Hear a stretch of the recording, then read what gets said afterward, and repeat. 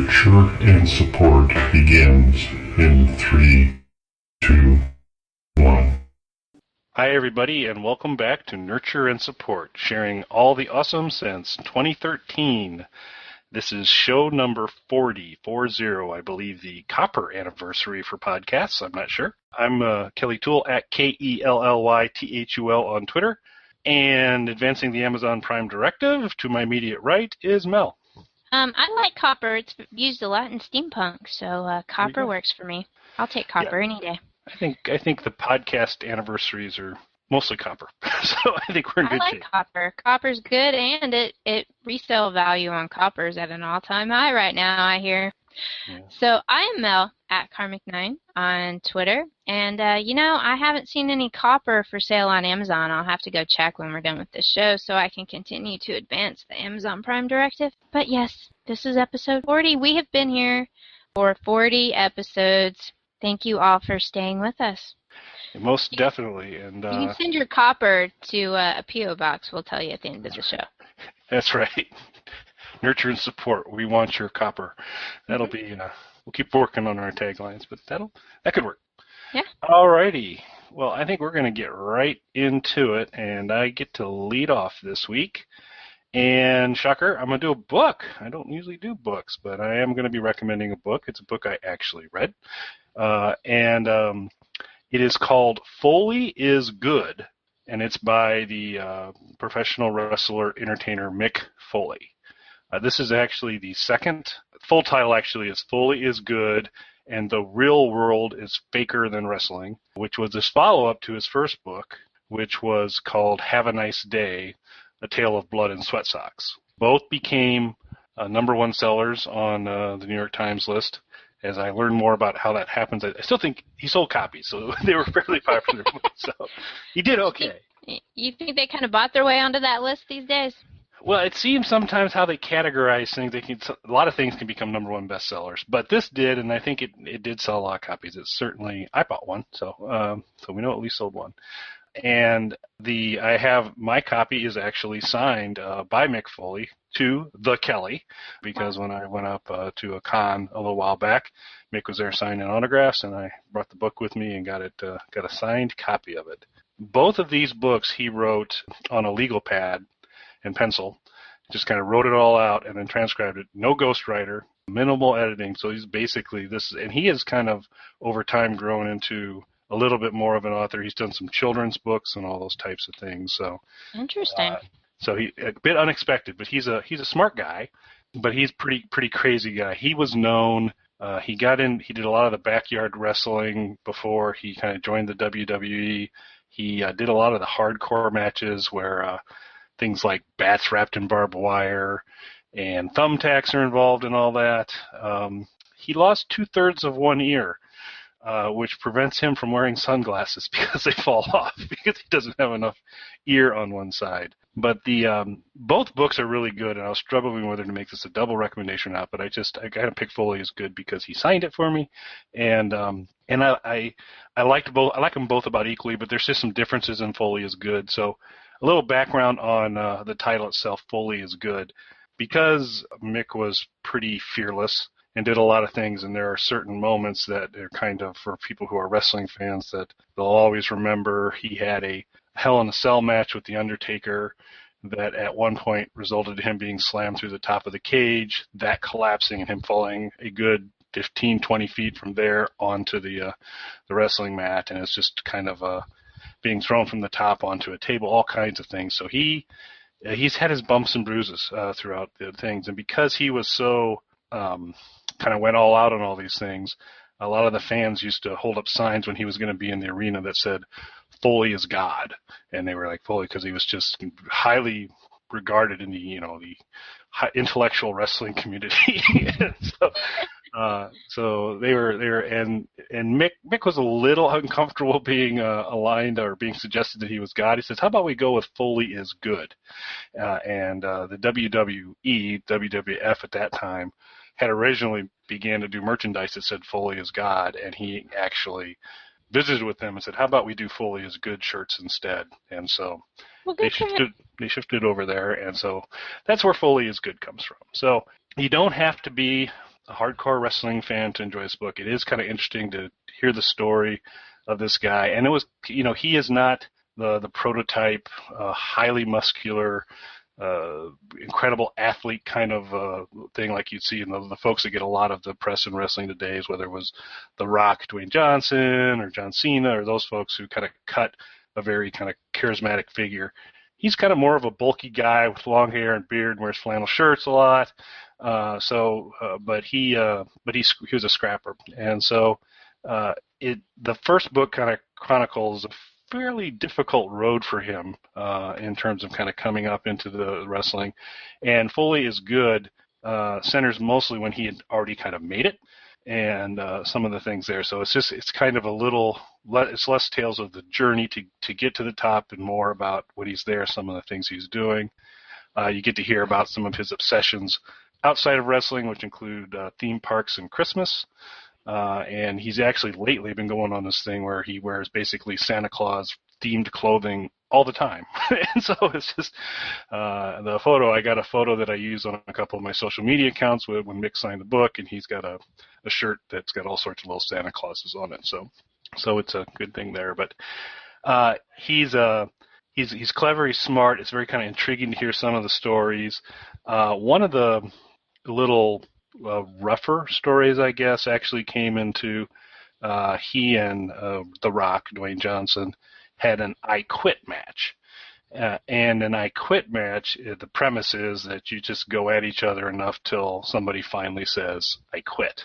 And so, spoiler alert here, for those who are big wrestling fans, wrestling's scripted.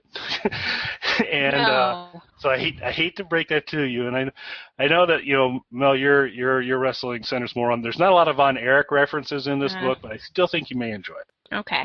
But it is devoid of Von Erich references, pretty much. But the script for the I Quit match eventually called for Mick Foley, who was Mankind, was his character. His wrestling characters included Mankind, which was this guy that just wore kind of a collared shirt and a tie and some sort of strange mask.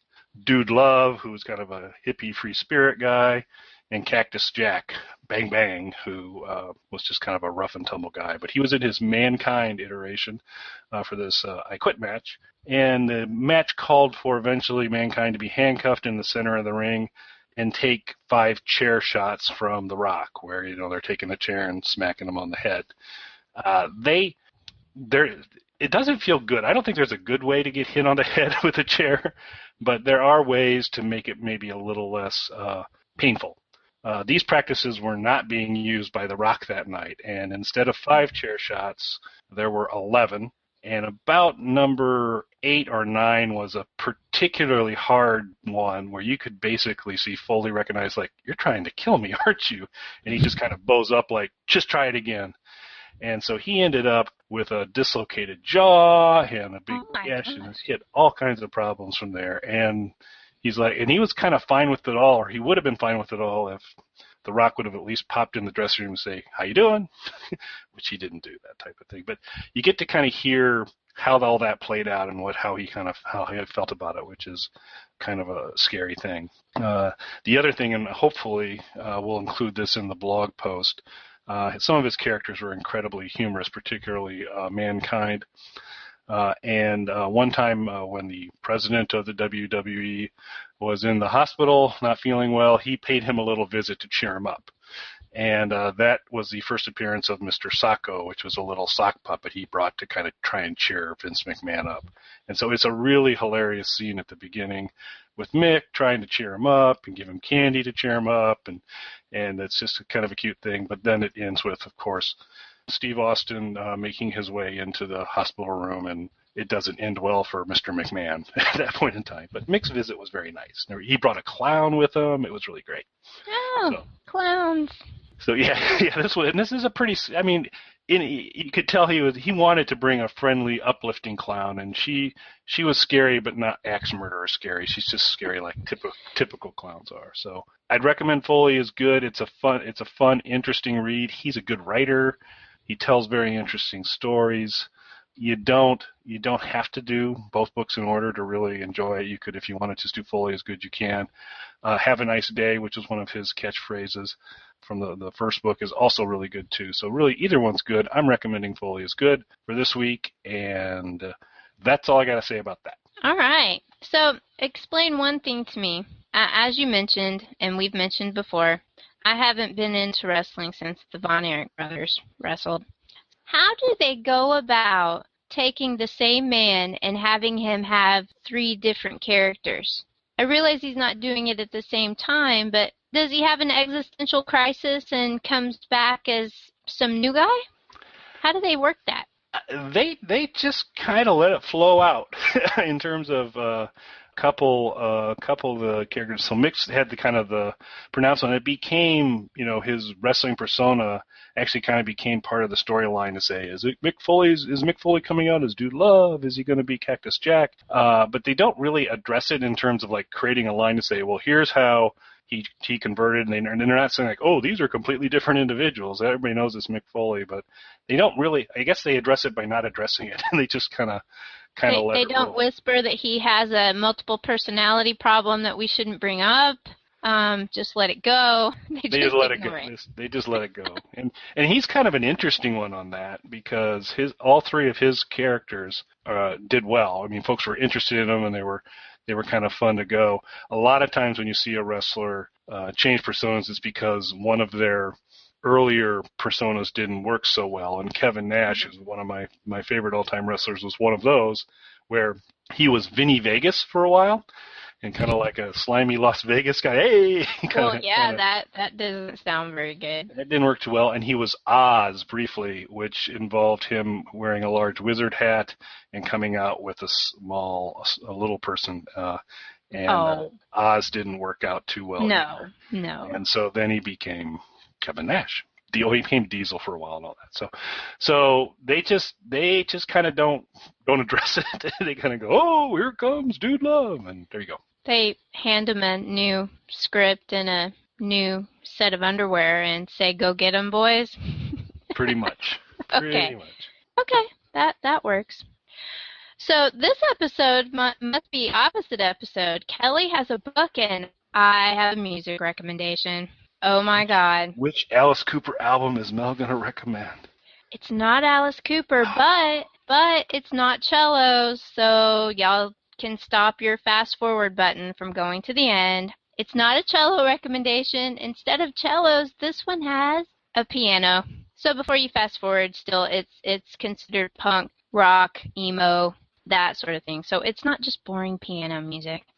It's rock music with a piano. Have you ever heard of a band called Something Corporate? I have not. You have not? I have not. I'm not surprised. They were popular enough, but, didn't get huge radio play. They are a band from Orange County that formed in the late 90s. Their first album came out in 2002, and their biggest hit you probably did hear, you just didn't know who they were. It was called If You See Jordan, and I can't sing, so I'm not going to try to sing it. Let me see. It was the one where the chorus went, if you see Jordan, he makes me sick, things like that. Not ringing any bells? Not ringing a bell. Okay. I like the sound of it. Well, that one did. It's a funny song. Now, these guys were in there, they were maybe 20 when this album came out. So it deals with things that 20-year-olds would deal with. I still like it, though. I was listening to it at work the other day, and some people came in, and they're like, I like that song. Who is that? And I had to explain to them it was a band that they'd never heard of and wouldn't ever hear from again because they're actually, while they're not technically, quote-unquote, broken up, they're not together either. They're still all great friends, but instead of saying, we're broke up and we hate each other, they're on indefinite hiatus. The lead singer is Andrew McMahon, who some people might know from his solo project, Jack's Mannequin. No. No. No. There's more piano because he's the lead singer and he plays the piano. And now he is doing music. He's got a new album coming out in October under just his own name. So, anyway, Something Corporate got labeled as punk and emo back in the day. Green Day was still really big. Jimmy Eat World. I assume that you know who Green Day is. Yes. Yes, okay. I'm so proud to give a yes answer. Jimmy Eat World? So I have name familiarity there, but I actually know like Green Day songs, and I can't really speak to any. Okay. Well, good. Then we'll have a Jimmy Eat World edumacation episode someday, because I love Jimmy Eat World. But Something Corporate is piano rock, basically. The lead singer plays a piano, and they rock out surprisingly well. And like I said, the first hit song they ever had, which was really probably their best hit, off their debut album, was called If You See Jordan. And given the era, instead of it being If You See, S-E-E, it's just a C, the letter C, Jordan. And that irks me, but I can't help it. It's a fun song, basically, about a bully in high school and how he gets back at him. It's a cute video, which I think we'll put up on the website, which I should mention, the video reminds me of a couple of other videos that came out of other bands that did ones in high school. Namely, The Academy Is did About a Girl that was in high school, and you probably don't know that band either. No, they're recent, but they're also broken up. It's a cute video too. But My Chemical Romance, I know you have to know them because I tweet them all the time. Yes, I do. Okay, My Chemical Romance, their first video, I'm Not Okay, was set in high school, but they kind of blew that one out of the park. This one obviously predates all of those, and it's fun. And the bully, the actor that plays the redheaded Jordan, who's the bully in the video, is Chris Owens, who you probably don't recognize his name, but you would recognize him if you saw him. He is the red-haired guy from American Pie. Oh. He was in all the American Pie movies. He was also in She's All That, the red-headed bully in the cafeteria that was bullying her little brother. So I like that movie. You probably have not seen that movie as much as I have. I didn't realize I was going to be quizzed on this show. I would imagine. No, it's a chick movie. I don't expect you to have seen She's All That. I might make you watch it someday, though. But some other notables from that album, because they only had 2 real albums out, so I'm clumping just Something Corporate into one big recommendation. Some of the ones I want y'all to check out, which most of these songs are available on YouTube to listen to, was another song called Drunk Girl, where the main lyric there was, I kissed a drunk girl, and he feels bad about it. He kissed a drunk girl, and he knows it doesn't mean anything to her because she was drunk, and he feels bad about that. See, he's sweet. Poor thing. Another one is a slow, sad song called Globes and Maps, which I absolutely love. It sounds a lot like early Jimmy Eat World, and I really love that album. But that song is really good. Now, I will say their third album that they put out in 2010 when they had a brief reunion it's a greatest hits album. It does not include Globes and Maps, and that makes me very irritable because I absolutely love that song, but they did not include it on the greatest hits. But I shouldn't be surprised because that's basically what happens is I never liked the really popular songs. So their second album was called North, and it came out in 2003. And the only radio play from that album, I think, was a song called Space, which in typical fashion was not really my favorite one. Instead, I would have to say my favorite song from that album was one called Only Ashes, and it really, as far as Something Corporate goes, it's their rock song. It's a big old rock anthem about a breakup, which is what people of this age group are really agonizing about. So it's very much a young person's album, but here I am being old, and I still listen to it all the time because I like it. And so help me a little bit here. So piano is the featured instrument, but they're a band. So I'm assuming there's drums. There's drums and a bass player. Bass, rhythm guitar, the whole thing. Okay. So it's a full band, but what I'm going to get to is really kind of my favorite way to experience this group is they put out a DVD that's called Something Corporate Live at Ventura. And it is, just like it sounds, it's a DVD of the live concert that they did for the album North at Ventura Theater. And to me, it's just fun to watch. Nobody ever comes to my little podunky part of Texas.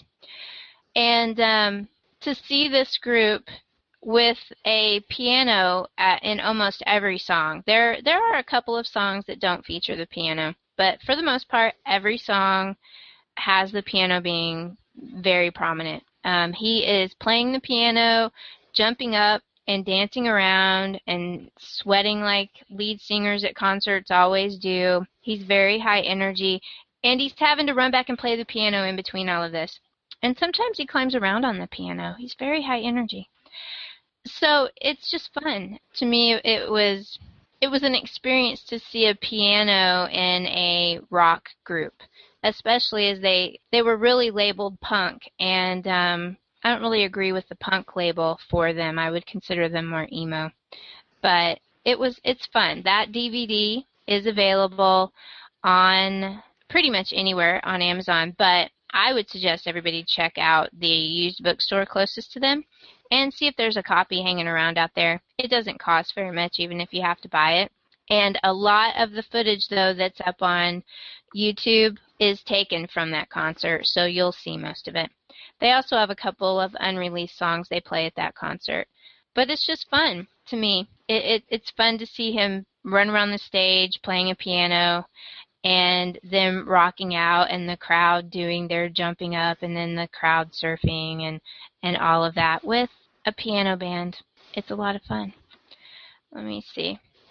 There's a couple other songs on North. North is probably my favorite album of theirs. It had the most songs that get replayed on my iPod. And The Runaway was a hit for me. Ruthless is a good one. That's about a backstabbing breakup. That one's really good. And then there's another Jimmy Eat World kind of vibe one called 21 and Invincible.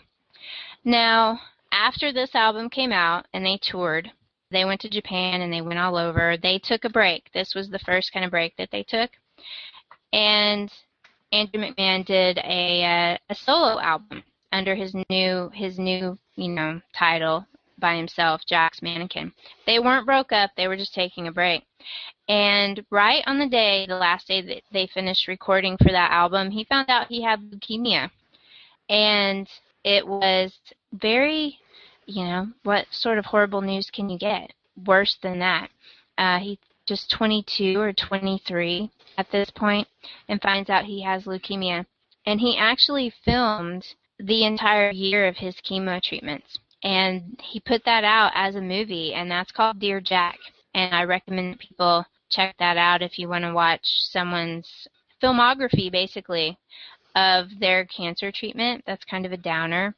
But obviously, he lives through it, so there's not going to be a sad ending. He is alive and well today, putting out more music. But it's a very moving DVD. And it's a brave thing to do, to film yourself going through all of that and your family. But you can really tell that in his solo stuff, the songs that he does of struggling and recovering through cancer, that had a big impact on his life. But after all of that, the band kind of got back together for one last little hurrah. They did a couple of little concerts, and then that's when they put out the Greatest Hits album in 2010, which does have a few unreleased songs on it that you can hear if you watch the DVD of the Ventura concert. Constantine is one of them, and I believe Wait was also played at that concert. But Constantine is a very big cult favorite of theirs that never got put on any album, so you can get it if you get the Greatest Hits album. Otherwise, I would really recommend you just get the first two albums and not the Greatest Hits one. I didn't particularly think they included my favorite songs on the Greatest Hits album. And I think you'd be missing out if you just got the Greatest Hits. So Something Corporate is piano rock, punk rock, emo, with a very fun song called If You See Jordan. That is a very cute little video that we'll have up on the blog post if you haven't seen it before. And then you can check out YouTube for the rest of their songs and see if you would like to buy their CDs. And that's all.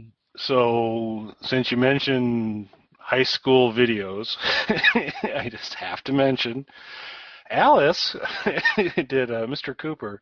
Last, I believe it was last show, I did Special Forces, which was kind of the Alice at his scariest, and I believe this was shot it had to be shot either just before he really started Tailspin or when he was starting to come out of it, one or the other. He looked a little bit better than he did during Special Forces, but it's Alice Cooper and Twisted Sister singing "Be Cruel to Your School," walking through the high school. So that has to be absolutely terrifying. It is, and Bobcat Alice Cooper and Twisted Sister.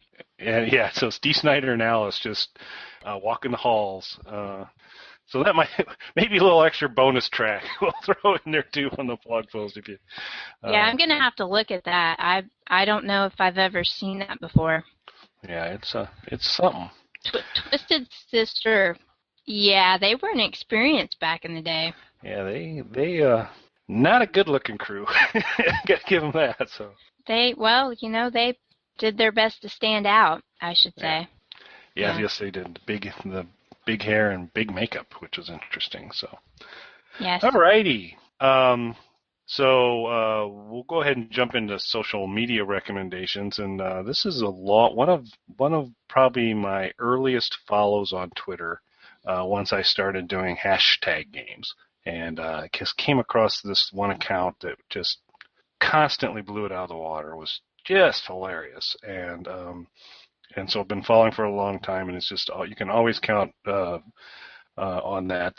His profile. So the account is My Vogon Poetry, MyVogonPoetry, My Vogon Poetry. And we all know there's no worse poetry in the world than Vogon poetry.